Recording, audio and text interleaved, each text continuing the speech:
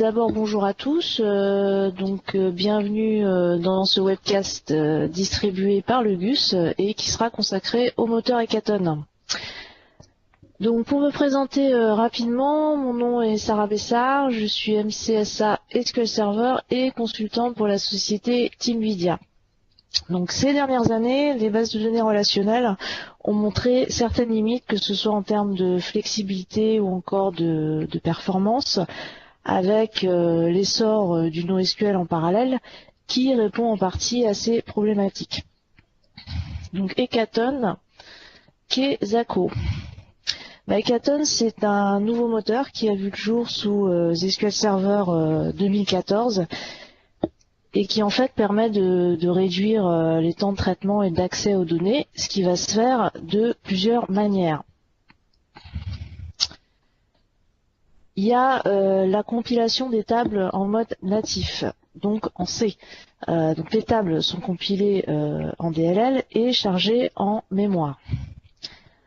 Donc pour ce qui est des procédures stockées, on a exactement le même mécanisme que pour les tables in-memory. Donc elles sont compilées en mode natif, donc en C, sauf que les étapes de parsing et de compilation ne sont exécutées qu'à la création de la procédure stockée. Il n'y a plus de launch. Parce qu'il n'y a plus de page pour le stockage des données, on utilise une structure différente qui est basée sur des pointeurs. Il n'y a plus de lock non plus, étant donné qu'Hekaton utilise un mode de verrouillage optimiste qui est basé sur du multiversion. Et pour ce qui est du journal de transaction, en fait, le login est allégé. Alors aujourd'hui, on ne va pas s'attarder sur le fonctionnement du moteur Hekaton, en sachant qu'il y a déjà beaucoup de choses qui ont été dites sur le sujet. Donc les thèmes qu'on va aborder aujourd'hui, ce sera plutôt comment évaluer la portabilité vers Hekaton, les limitations d'Hekaton et les moyens de contournement.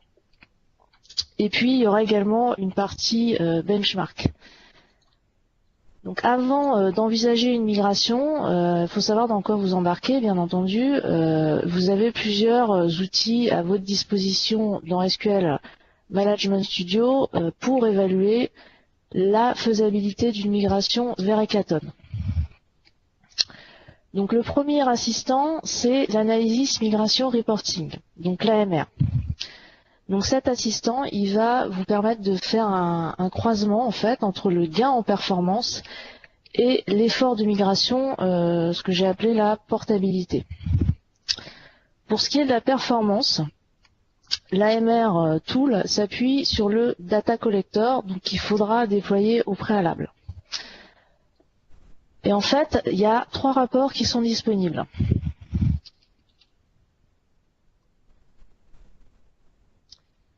Donc le premier, c'est un rapport qui présente les tables les plus sollicitées.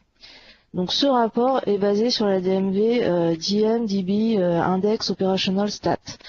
Voilà. On a un second rapport qui présente les contentions sur les tables, qui est basé exactement sur la même DMV mais qui utilise un indicateur différent. Donc les fameux logs. Et puis on a un troisième rapport qui lui en fait va dresser la liste des procédures stockées les plus consommatrices en CPU. Donc on va regarder à quoi ressemble un de ces rapports.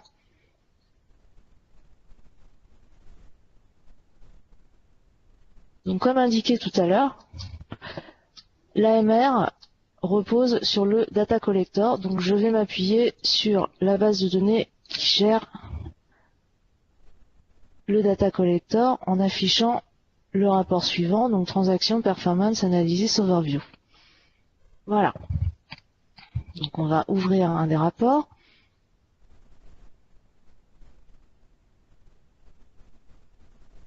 On va sélectionner la base AdventureWorks. Et donc là, il est en train de me dire que les objets les plus sollicités dans cette base, c'est les tables documents, adresse, product review et job candidate. Donc on retrouve bien le rapport entre le gain en performance et l'effort de migration. Mais en ce qui concerne la portabilité, finalement on a très peu d'informations. Donc ce qu'on va faire, c'est utiliser un assistant complémentaire qui est le Memory Optimization Advisor. Donc je vais sélectionner la table adresse.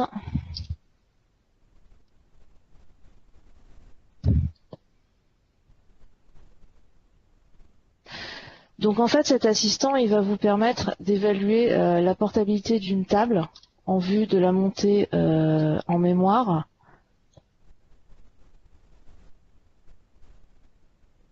Et donc comme vous pouvez le voir, en fait il a fait un inventaire de tout ce qui n'est pas supporté par Hekaton.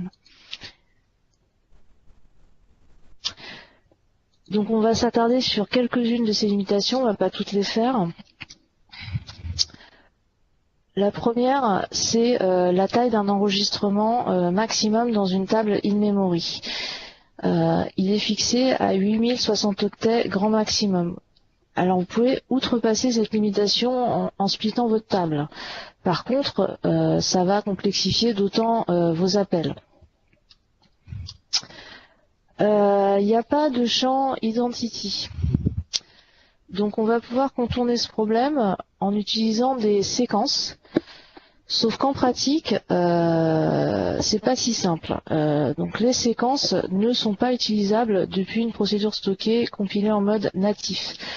Donc pour y remédier, on pourra aussi utiliser un champ de type unique identifier. Alors là, c'est pas le cas sur cette table. Voilà. Les clés étrangères ne sont pas supportées non plus, ce qui est un peu plus embêtant. Donc il va falloir vérifier en amont si la donnée elle existe dans la table parent. Il n'y a pas de triggers non plus qui sont supportés. Ce qui est bien dommage, parce qu'on aurait pu s'en servir pour compenser justement l'absence de clés étrangères. Les contraintes ne sont pas supportées. Les var de max, les var binary max, XML compris, ça n'est pas supporté non plus. Les colonnes calculées, c'est pareil. Et pour ce qui est des index, en fait, il n'y en a que deux qui sont supportés. C'est les index qui sont spécifiques aux tables in-memory. Donc les index de type H, qui vont permettre d'être performants pour des prédicats d'égalité. Et qui sont basés sur des tables de hachage. Et on a les index PW3 qui eux vont permettre d'être performants sur des ranges de valeurs en fait. Donc au niveau du nombre d'index, on est limité aussi sur une table in-memory, on est limité à 8 grand maximum. L'ajout d'index, il faut savoir que ça implique de recréer la table. Donc tous les autres types d'index, à part ceux qu'on a évoqués et qui sont spécifiques à in-memory, donc filtré, unique, XML, couvrant, etc., on oublie. C'est pas supporté. La réplication n'est pas supportée non plus. Il n'y a pas de partitionnement. Mais la vocation d'Hekaton, c'est pas de gérer de gros volumes. Cela étant, on va quand même pouvoir l'émuler. Donc il y a un lien qui sera disponible à la fin de cette présentation et qui présente comment mettre en œuvre du partitioning mixte entre guillemets. Voilà. Et puis il y a aussi la collation, que ce soit sur la base et les champs aussi de type chaîne de caractères, qui peut être uniquement basé sur du bin. La raison est simple, c'est qu'on va pouvoir accélérer les recherches en fait en effectuant des comparaisons binaires. Voilà. Donc ça c'était l'assistant pour monter des tables in-memory, enfin, pour évaluer la portabilité en vue de monter des tables in-memory. Alors il y a un autre assistant qui est le Native Compilation Advisor. Décidément, j'arrive pas. et qui en fait concerne les procédures stockées. Donc il va permettre de faire la même chose que l'assistant précédent, sauf que là on va évaluer la portabilité d'une procédure stockée sur Hekaton, donc compilée en mode natif. Et là c'est un peu la douche froide quand même. C'est un peu la douche froide parce que concrètement il n'y a pas grand chose qui est supporté. Les sous-requêtes, c'est mort. Les outer join, c'est mort. Tout ce qui est fonction de configuration système, fonction système, ça n'est pas supporté non plus. Les variables de type table, ça n'est pas supporté.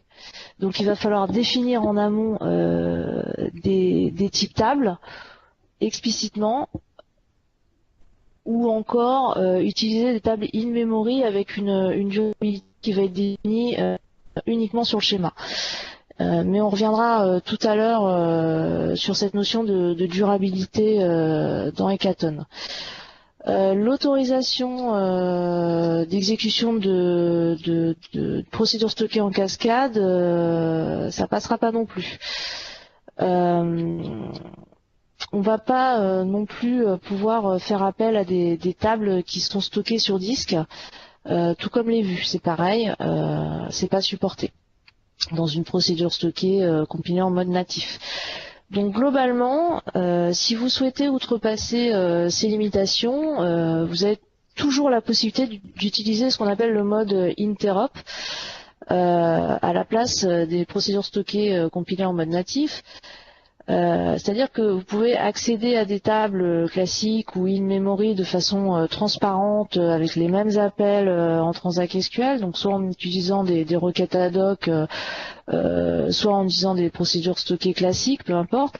Cela étant, c'est moins performant, bien évidemment, que d'utiliser des procédures stockées compilées en mode natif. Voilà. Donc on n'a pas fait le tour de toutes les limitations parce qu'il y en a beaucoup, mais si vous voulez avoir une vue un petit peu plus exhaustive, je vais vous montrer un lien qui sera aussi disponible à la fin de cette présentation. Voilà. Et qui en fait reprend tout ce qui n'est pas supporté par Hekaton, que ce soit au niveau des options de base de données. Typiquement autoclose, on y reviendra tout à l'heure. Ce qui n'est pas supporté non plus au niveau des tables in-memory, pareil pour les index, et ce qui n'est pas supporté dans les procédures stockées compilées en mode natif. Et comme vous pouvez le voir, la liste est relativement longue. Voilà. Donc on va passer maintenant à la partie benchmark. Et on va réaliser un test très simple. Depuis SQL Management Studio. Donc en fait au préalable, j'ai créé une base de données Hekaton avec 3 tables. Donc il y a une table classique, donc qui est stockée sur disque SSD. Il y a une table in-memory avec une durabilité définie sur le schéma et les données.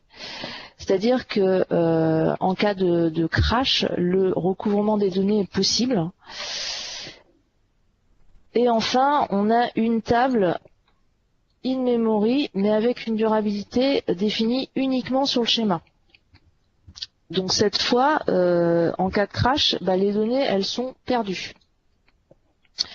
Et puis on a 3 procédures stockées qui vont alimenter chacune de ces 3 tables en injectant 1 million d'enregistrements de manière aléatoire. Voilà.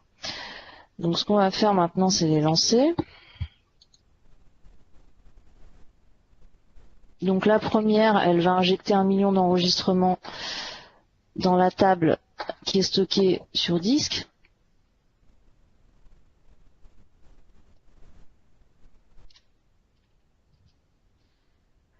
Donc, on est à un peu plus de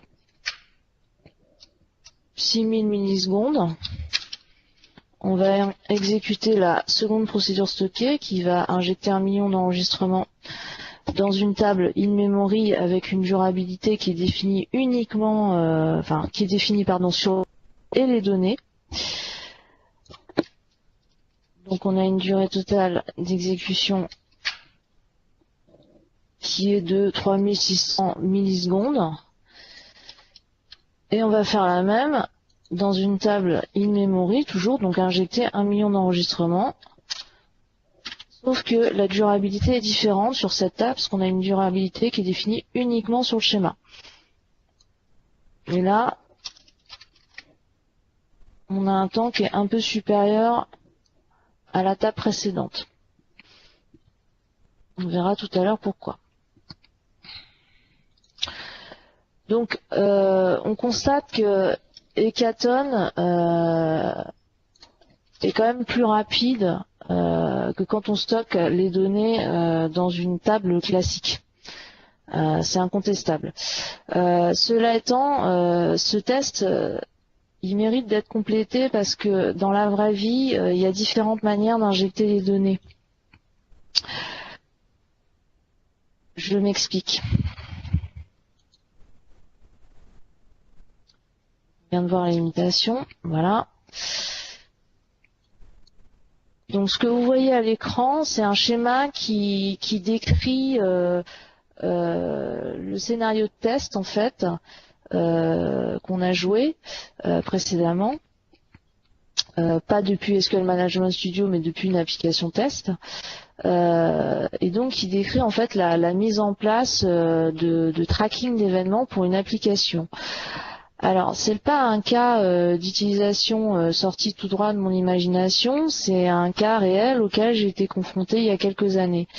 Donc dans la vraie vie, on reçoit entre 15 et 20 millions d'événements par jour, et cette base d'événements, elle va permettre de faire deux choses. La première, c'est de monitorer l'activité d'un utilisateur avec des impacts financiers derrière, et la seconde, c'est d'identifier des régressions applicatives suite à un passage en prod corrélé à une baisse d'activité. Autrement dit, si j'ai un nombre de connexions, d'événements liés aux connexions qui chutent brusquement suite à l'implémentation d'un nouveau module d'authentification, on va pouvoir le détecter rapidement au travers de cette base d'événements. Donc en fait, un événement est constitué d'un identifiant, d'un type. Donc est-ce que c'est une inscription, est-ce que c'est une connexion, est-ce que c'est l'ajout d'un poste, etc. D'une date, bien sûr, et puis d'un identifiant utilisateur. Voilà. Donc un événement, il peut avoir deux sources. La première, c'est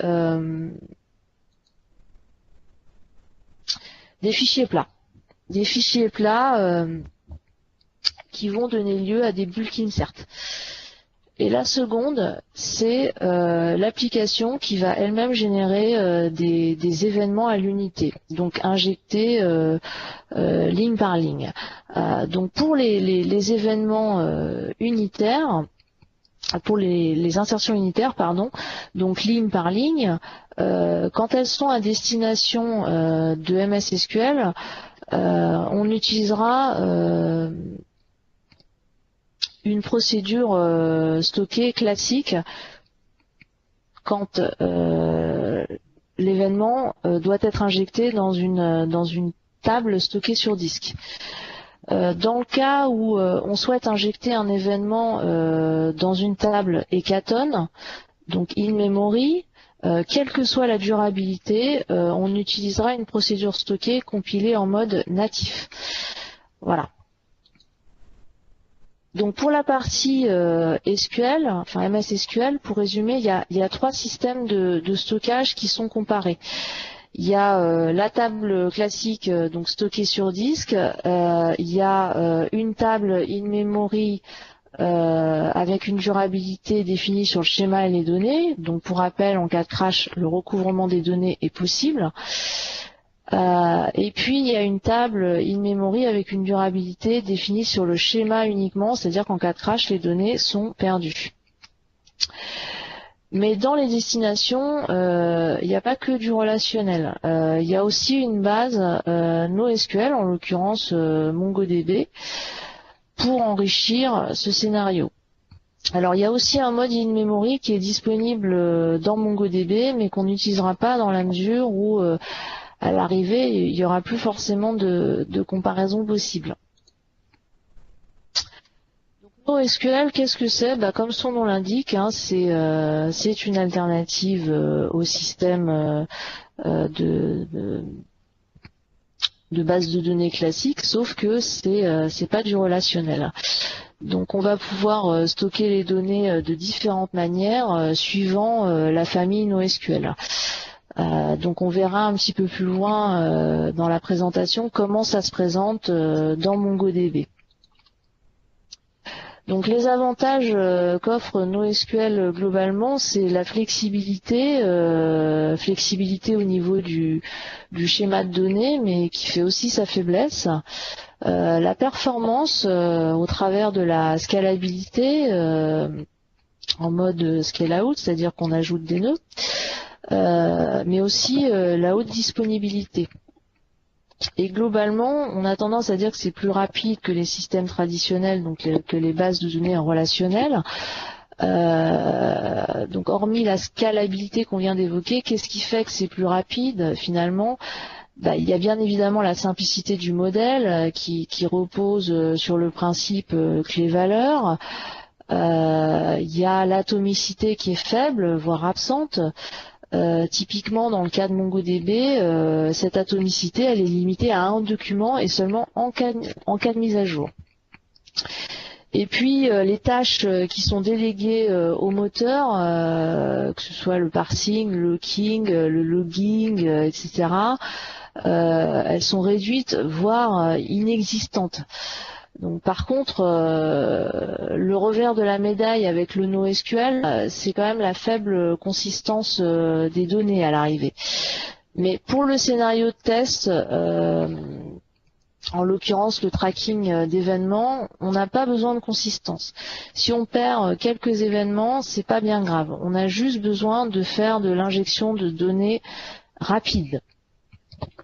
Donc, ce qui va nous intéresser aussi dans le NoSQL, c'est le modèle de données disponible.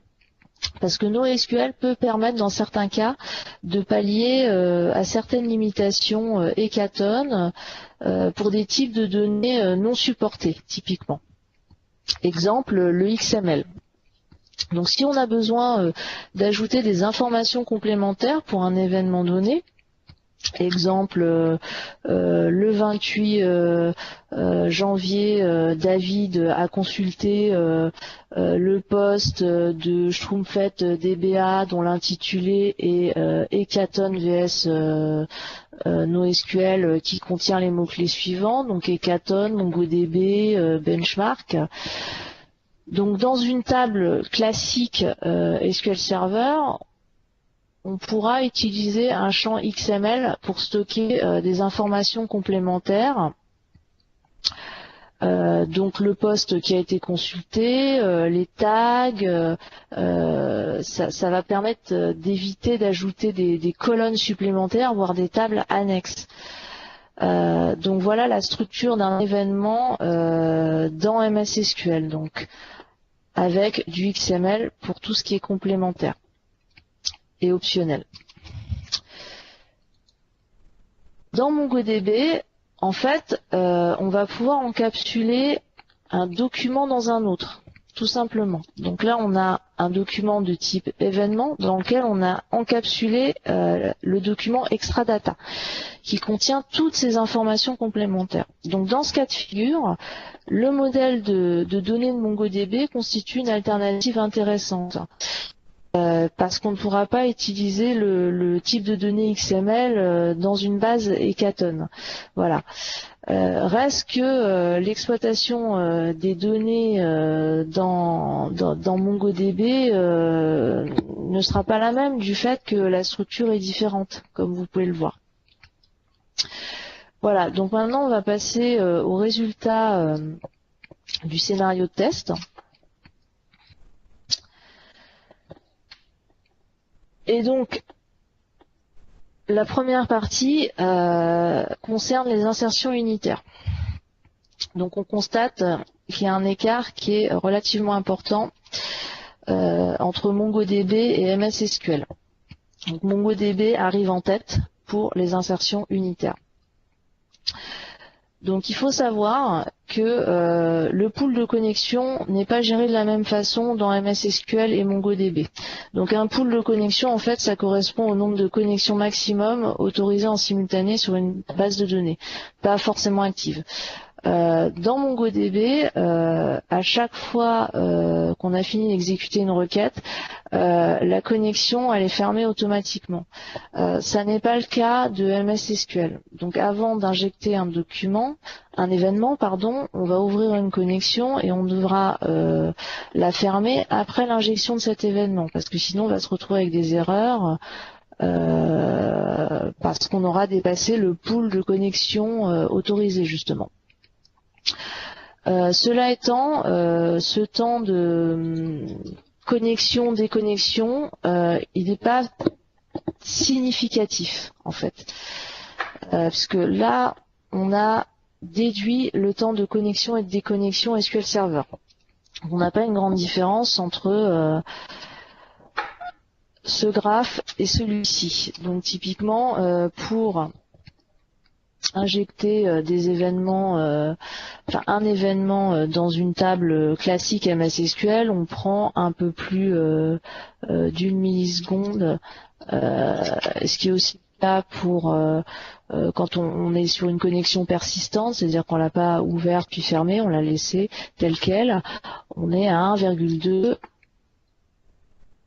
Donc c'est pas significatif comme temps. Donc, si vous souhaitez quand même modifier ce comportement en activant l'option de base de données autoclose pour atténuer ce modeste avantage, sachez que sur une base Hekaton, l'option autoclose n'est pas supportée. Alors, au sein de MS SQL, pour les insertions unitaires toujours,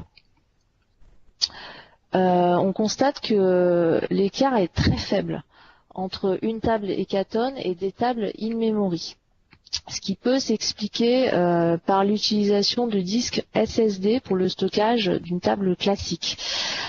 Voilà. Et c'est pareil, on observe un écart qui est très faible entre les tables Hekaton avec des durabilités différentes. Donc il y en a une qui a une durabilité sur le schéma et les données et qui est supposée injecter des données dans le journal des transactions. Mais ce journal étant stocké sur disque SSD, ça peut expliquer aussi le faible écart avec l'autre table Hekaton qui, elle, a une durabilité définie uniquement sur le schéma. Et donc qui n'écrit jamais dans le journal des transactions.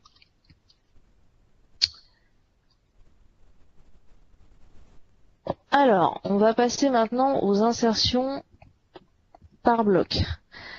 Et là, en fait, la tendance est inversée, c'est-à-dire que c'est MS SQL qui arrive en tête. Et il y a un écart qui est quand même probant entre MongoDB et MS SQL. Cela étant, je serais curieuse de voir ce que ça donne avec un mode in-memory activé dans MongoDB. Alors par contre, côté MS SQL, on constate exactement le même phénomène que pour les insertions unitaires, c'est-à-dire que l'écart est très faible, que ce soit entre une table in-memory, quelle que soit la durabilité, et une table classique, c'est-à-dire stockée sur disque SSD en l'occurrence. Voilà. Donc là, on revient, ça étale la probabilité que ce soit les disques SSD qui permettent de réduire ces écarts.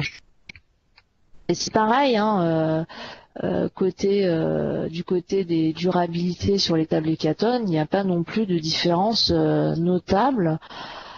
Du coup, on est tenté de se demander si ça vaut vraiment le coup de prendre le risque de perdre de données avec une durabilité qui est définie uniquement sur le schéma, parce que l'écart est quand même très faible avec une durabilité définie sur le schéma et les données. Voilà. Donc, pour résumer, MongoDB arrive en tête pour des insertions unitaires, ce qui n'est pas le cas pour des insertions en bloc, sous réserve d'activer le mode in-memory dans MongoDB. La seconde remarque, c'est que le stockage SSD est déterminant pour la partie SQL Server. Ça réduit d'autant les écarts entre une table classique et des tables in-memory, quelle que soit la durabilité. Donc en conclusion, je dirais que le but de ce webcast n'était pas de faire la promotion du NoSQL, mais plutôt d'éprouver le moteur Hécatone. Donc le bilan des cours, c'est que le nombre de limitations actuellement sur Hécatone réduit drastiquement les champs d'application. Donc concrètement, on a une moto qui va super vite, mais avec laquelle on peut juste faire le tour du pâté de maison. Donc Paris-Marseille, on oublie, faudra prendre le train ou l'avion. Donc de deux choses l'une.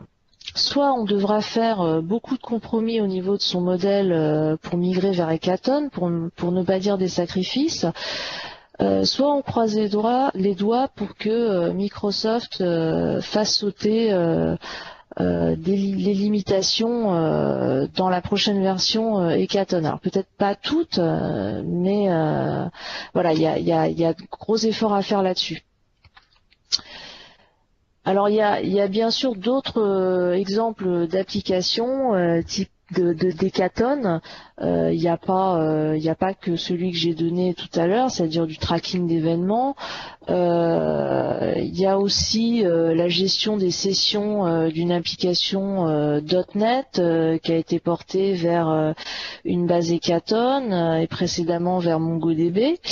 On peut aussi utiliser Hécatone pour faire du login SSIS par exemple. Voilà, donc il y a certainement d'autres cas sur lesquels je vous invite à investiguer, quitte à ouvrir une discussion. Ce serait intéressant de connaître ces cas de figure. Et donc j'ai laissé quelques sources.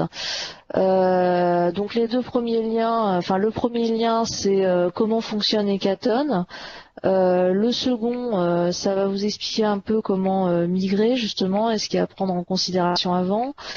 Le troisième lien, ça reprend ce qu'on a vu rapidement tout à l'heure, c'est-à-dire les limitations dans Hécatone. Le quatrième lien va vous permettre aussi de trouver des moyens de contournement pour ce qui n'est pas supporté dans Hécatone, typiquement les séquences qu'on a évoquées tout à l'heure pour remplacer les identities. Et puis le dernier lien, c'est comment émuler du partitioning entre table in-memory et table classique. Voilà.